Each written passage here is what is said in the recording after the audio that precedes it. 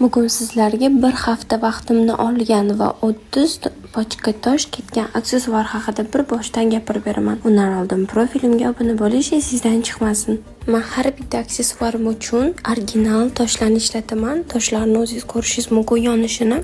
Boshida bu aksessuarni yasolmayman deb o'yladim. Klientga отказ qilmoqchi ham bo'ldim, lekin men qilaman degan ishimni qila olaman deb ko'p vaqtim ketsa ham, qiynalsam ham shu narsani yasadim. Orada mushugim bilan ham o'ynadik. Bir haftada shu ahvolga olib keldim. Ko'rishingiz mumkin, aksessuar juda ham chiroyli, akkuratni. Men uchun har doim birinchi o'rinda bo'lgan sifati har doimgidek a'lo bo'ldi.